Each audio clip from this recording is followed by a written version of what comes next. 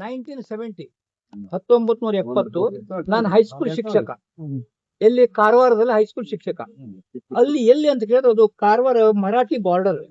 ಅವ್ರಿಗೆ ಕನ್ನಡದಲ್ಲಿ ಬಹಳ ಸ್ಲೋ ಆಗಿ ಮಾತಾಡ್ಬೇಕು ನೀವು, ಇಲ್ಲರಿ ಕೂಡ್ಲೆ ಅವ್ರಿಗೆ ಕನ್ನಡ ಗೊತ್ತಾಗಲ್ಲ. ಅಂತ ಸ್ಟೂಡೆಂಟ್ಸು ಅವರಿಗೆ ಸಾವಕಾಶವಾಗಿ ಪಾಠ ಮಾಡ್ಬೇಕು. ನಾನು ವಿಜ್ಞಾನ ಪಾಠ ಮಾಡ್ತಾ ಇದ್ದೆ. ಕೂತ್ಕೊಳ್ಳಿ. ವಿಜ್ಞಾನ ಪಾಠ ಮಾಡ್ತಾ ಇದ್ದೆ. ಆಗ ಆ ವಿಜ್ಞಾನ ಪಾಠ ಆ ದಿವಸ ನನಗೆ ಏನಿತ್ತು ಅಂತ ಕೇಳಿದ್ರೆ ಆರ್ಕಿಮಿಡೀಸ್ ಸಿದ್ಧಾಂತ ನೀವು ಕೇಳ್ಬೇಕು. ಆರ್ಕಿಮಿಡೀಸ್ ಅದನ್ನು ಕಲಿಸ್ತಾ ಇದ್ದೆ. ಆ ಹುಡುಗರಿಗೆ ಪಾಠ ಮಾಡ್ತಾ ಇರ್ಬೇಕಾದ್ರೆ ನಾನು ಹೇಳಿದೆ, ಆ ಹುಡುಗರಿಗೆ ಕಲಿಸ್ಬೇಕಾದ್ರೆ ನಮ್ಮ ಹೆಡ್ ಮಾಸ್ಟರ್ ಕಂಡೀಷನ್ ಹಾಕಿದ್ರು, ಯಾವ್ದಾದ್ರು ವಿದ್ಯಾರ್ಥಿ ಫೇಲ್ ಆದ್ರೆ ಮುಂದಿನ ವರ್ಷ ನಿಮಗೆ ಜಾಬ್ ಇಲ್ಲ. ಯಾಕೆ ಅಂತ ಕೇಳಿದ್ರೆ ಆಗಿನ ಕಾಲ ಒಂದು ರೂಲ್ ಇತ್ತು, ಇಷ್ಟು ವಿದ್ಯಾರ್ಥಿಗಳಿದ್ರೆ ಇಷ್ಟು ಶಿಕ್ಷಕ, ನೀವು 11ನೇ ಶಿಕ್ಷಕ. ಯಾರಾದ್ರೂ ಫೇಲ್ ಆದ್ರೆ ಮುಂದಿನ ವರ್ಷ ಮಾಸ್ಟರ್ ಇಲ್ಲ, ಟರ್ಮಿನೇಟೆಡ್ ಆಟೋಮೆಟಿಕಲಿ. ಆವಾಗ ನಮ್ ಭಯ ಏನಿತ್ತು, ಹುಡುಗರಿಗೆ ಬಾಯ್ಪಾಠ ಮಾಡಿಸಿ ಅವ್ರಿಗೆ 35 ಮಾರ್ಕ್ ಬೀಳ್ಲಿಕ್ಕೆ ನಾವು ತಯಾರಿ ಮಾಡ್ತಾ ಇದ್ವಿ. ನಾನು ಕಲಿಸ್ತಾ ಇದ್ದೆ ಏನಂತ, ಒಬ್ಬ ವ್ಯಕ್ತಿ ಬಂದು ಯಾವ್ದಾದ್ರು ಒಂದು ಘನ ಪದಾರ್ಥ ದ್ರವ ಪದಾರ್ಥದಲ್ಲಿ ಹಾಕಿದಾಗ ತನ್ನಷ್ಟೇ ಗಾತ್ರದ ನೀರನ್ನು ಹೊರಗೆ ಹಾಕುತ್ತದೆ, ತನ್ನಷ್ಟೇ ಗಾತ್ರದ ದ್ರವವನ್ನು ಹೊರಗೆ ಹಾಕುತ್ತದೆ ಹೇಳ್ತಾ ಇದ್ದೆ. ಅದು ಕರೆಕ್ಟ್ ಪ್ರಿನ್ಸಿಪಲ್. ಅದು ಇದನ್ನ ನಾನು ಒಂದು ಬೋರ್ಡ್ ಮೇಲೆ ಬರಿತಾ ಇದ್ದೆ. ಇದನ್ನ ನೀವು ಬಾಯ್ಪಾಠ ಮಾಡ್ಬೇಕು ಬದ್ಲೆ ಅಂತ ಹೇಳಿ ಒಂದು ಬೋರ್ಡ್ ಮೇಲೆ ಬರದೆ.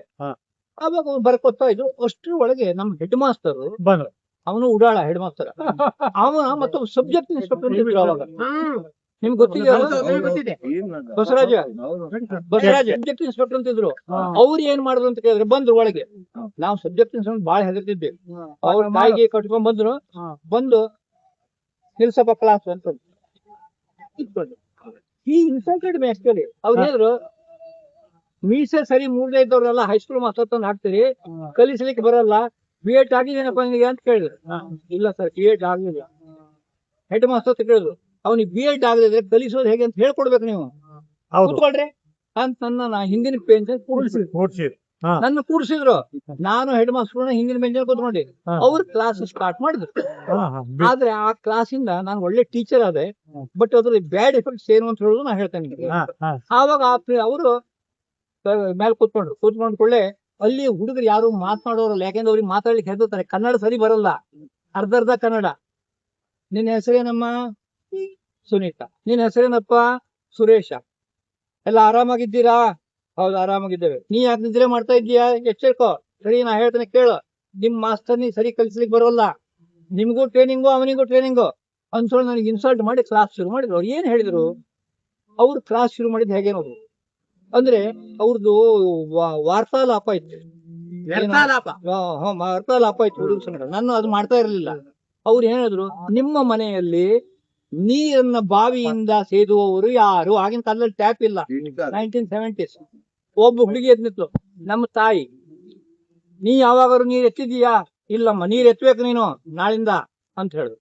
ಮತ್ತೊಬ್ಬ ಹುಡುಗ ಕೇಳಿದ್ರು, ನಿಮ್ ಮನೇಲಿ ನೀರ್ ಎತ್ತೋ ಯಾರು? ನಮ್ಮ ತಾಯಿ ಕೆಲಸ ಮಾಡೋದಲ್ರಿ, ನಮ್ಮ ಅಪ್ಪ. ಅವ ಹಗುರ ತೆಗಿತಾರೆ. ಏನಾದ್ರು ಒಬ್ಸರ್ವ್ ಮಾಡಿದ್ದೀರಾ? ಆ ನೀರ್ ಎತ್ತೋ ಪ್ರಕ್ರಿಯೆಯಲ್ಲಿ ನೀವ್ ಏನಾದ್ರು ನೋಡಿದ್ದೀರಾ? ಆವಾಗ ಅವ್ ಏನಂತ ಕೇಳಿದ್ರೆ, ಆ ಹುಡುಗ ಹೌದು ಅವ್ನು ಹುಡುಗಾಗಿದ್ದ. ಗುಡು ಸಪ್ಪಳ ಆಯ್ತು ಅಂತ. ತುಂಬಬೇಕಾ ನೀರ್ ಒಳಗೆ ಬಾವಿ ಒಳಗೆ ಆ ಇದು ಹೋದಾಗ ಕೊಡ ಹೋದಾಗ ಏನಾದ್ರು ಆಯ್ತಾ ಅಂತ ಕೇಳಿದಾಗ ಒಬ್ಬ ಹುಡುಗ ಸರಿ ಉತ್ತರ ಕೊಟ್ಟ, ಗುಡು ಸಪ್ಪಳ ಆಯ್ತು ಸರ್. ಯಾಕಾಯ್ತು ನೋಡಿ, ಅವ್ನು ಎಷ್ಟು ಚಂದ ಕಲಿಸದ ಅವ್ರ ಟೀಚರ್. ಸಬ್ಜೆಕ್ಟ್